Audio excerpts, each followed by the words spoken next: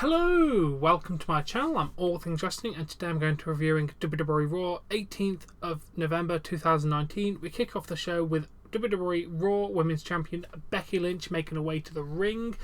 She's like, I'm right here, Shayna and Bayley, if you want to fight, come in. We'll fight in Boston because it's a great place for Irish people to fight. And then the Iconics come out and talk about random things.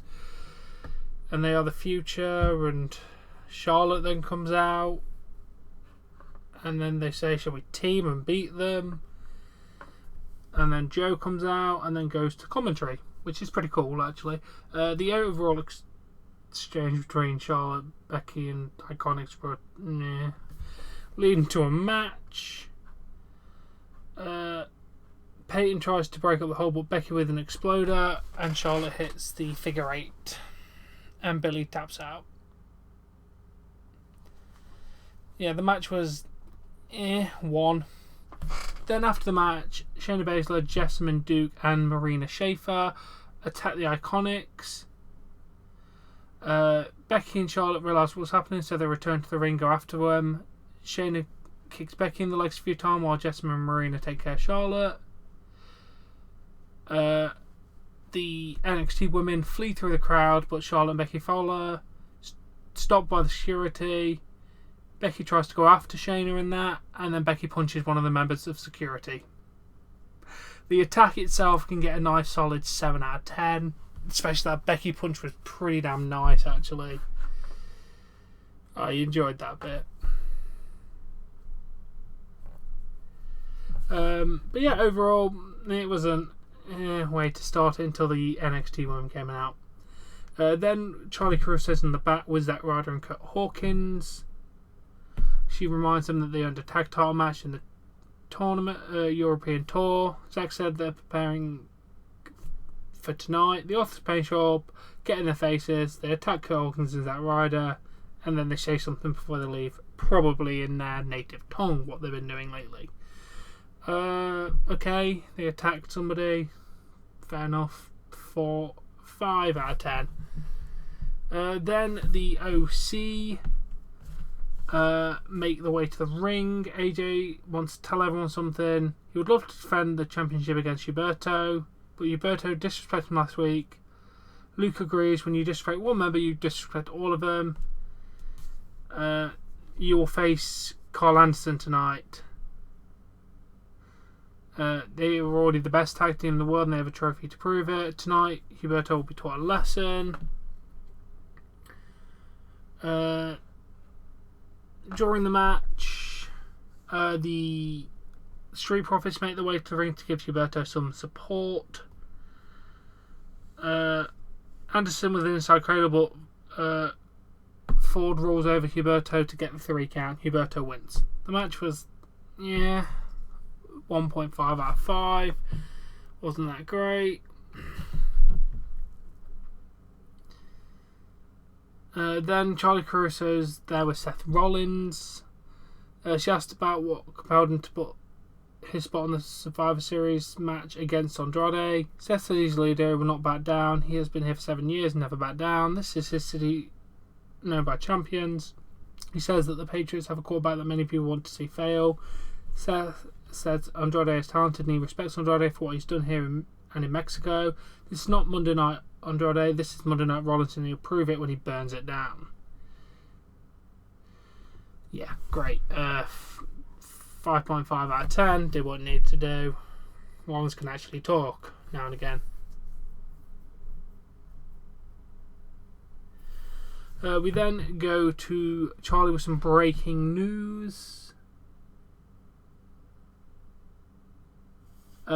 Lana is in the ring. She said today is the happiest day of her life because she filed for a divorce. She had some bad news. You will not see her ex-husband. She mentioned that Lana is serving a temporary restraining order in Massachusetts, and Rusev cannot come in within 90 miles of her.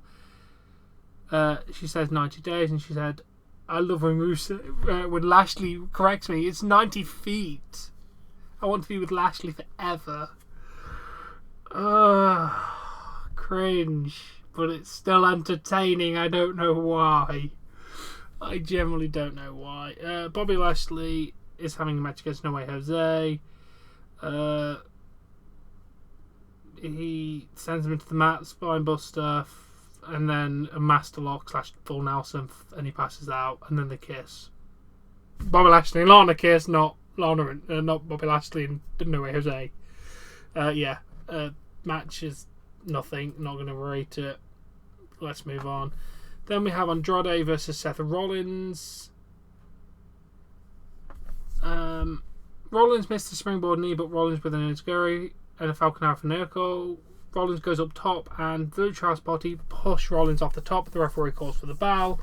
After the match, Kalisto, Dorado, and Metalik enter the ring, and Andrade goes after Kalisto, but Metalik and Dorado attack Andrade. Seth Rollins takes care of the Lucha House Party, and they leave the ring. After the match, the two have a few words. Overall, the match was really, really good. I'm going to give it a solid 3 out of 5. It was actually a really good match between the two. I actually really enjoyed it. And the attack can get a 6.5 out of 10. I like the whole attacking things. So technically Seth Rollins is still captain by disqualification. Vic Jones announced that due to the attack by the Authors of Pain, Zack Ryder and Kurt Hawkins are not cleared to wrestle. Great. Then Buddy Murphy is in the back. He goes to Aleister Black's doors, tries to open it. It's locked. He remembers he has to knock, so he knocks on the door. And then he says, "You must be able to talk," walks away. As Buddy walks down the hall and hides where the Aleister Black opens doors and wondered who it was. It was quite funny. I'm going to give that a 6.5 out of 10. We then see the 3 vehicles enter, and it's Triple H. No need to really talk about what happened. Then Akira Tozawa has a match against Buddy Murphy. Murphy with a pump knee and Murphy's Law for a 3 count. Match was it was alright. 2.5 out of 5. Nice and nice. Nice to see Akira Tozawa and Buddy Murphy actually get featured for once, to be honest. Then Buddy Murphy walks down the hall, sees Aleister Black door again. Buddy calls for Aleister. Aleister walks into the hallway, and they have an awkward stare moment. Don't know what they're doing with this, but okay. I'd like to see a match between the two, so fair point. Then we have Alex Malcolm versus Eric Rowan. Before the match starts, also Eric Rowan does have that cage covered in a cloth. We don't want to know what's inside there. Hopefully we'll find out soon. The Singh Brothers and R-Truth from around the ring. Eric Rowan closed on the Singh Brothers. Truth backs up and then goes back to the back. He's like, yeah, no, I'm just going to kind of call this away. Rowan presses Malcolm over his head, slams him onto the Singh. Rowan with a running crossbody onto all 3 men. Claw slam for the 3 count.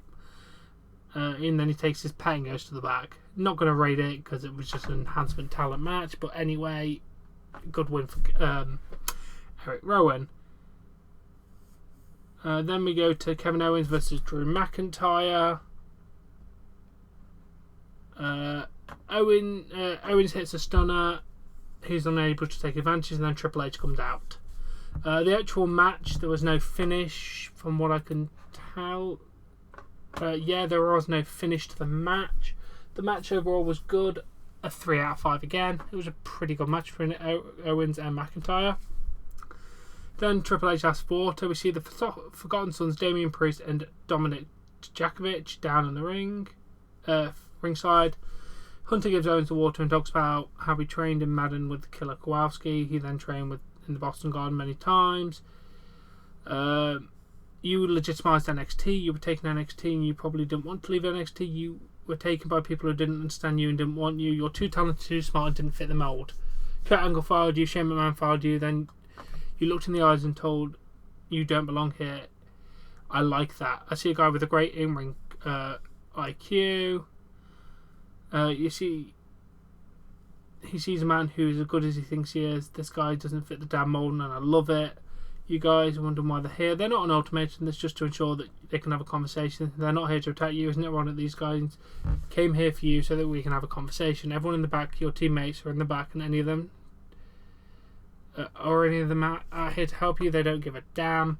That's only half it. The other reason they came out here would be they would get their asses handed to them. They will prove that they are no longer the A-Brand. Members of the Raw back come to fight the men on the ramp. Undisputed Era attack Kevin Owens from behind. Cole has some words for Triple H. The OC make their way to the ring, and NXT scatters. Very nice beatdown. 8.5 out of 10. Then we're told that AJ Styles will defend his belt next week against Humberto. Nice. Then we have Paul Heyman talking about Brock Lesnar's match. No disqualification.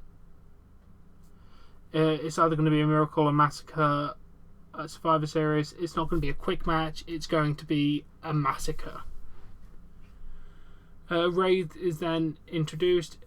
He said, Humberto, I'm happy for your success and what you're doing for Latinos. I wish you luck. He said, this no disqualification match, it's going to give me an advantage. You attack my son. What would you do? I will hunt down Brock and make him pay. The old way would be I had to demand an apology, but you will not want to apologise. He's not coming for an apology, he's coming for the WWE title. This is for Dominic. Good promo from Ray, good thing from Paul. I'm going to give that a 7.5 out of 10. This latest version of Ray is really, really entertaining, actually. I do like him. Then we have Asuka versus Natalya. Asuka with a round kick for a 3 count. 2.25 out of 10. Out of 5, not really much to say there. At least Asuka won, but come on, just give something better for Asuka. Then we have Randy Orton and Ricochet versus the Viking Experience for the Raw Tag Team titles. Orton setting up for an RKO. The SmackDown theme song plays, and they attack Orton and Ivar. The referee calls for the bell for no contest. There's a big, massive fight between Raw and SmackDown. Then NXT come out, and there's just a big, massive brawl between Raw, SmackDown, and NXT. Triple H comes on the Titantron and says, "This is the beginning of the end. In 6 days, they will show you NXT as the A brand. Wednesday night, the doors open, and Raw and SmackDown are welcome to be on NXT." And overall, the end is kind of NXT standing tall. Overall, the beatdown, the match was, not even going to rate it, to be honest. It was just kind of filler to settle for this. But the overall beatdown can get a solid 8.5 out of 10. But the Raw, there was some good moments, but overall it just kind of dragged. I'm going to give it a 4 out of 10. It wasn't a horrible show, but it wasn't a particularly good show either. I'm looking forward to Survivor Series and Takeover War Games. Cannot wait for that. But anyway, I do hope you enjoyed this review. If you have, please smash that like button, share and subscribe, and I shall catch you all laters. Bye.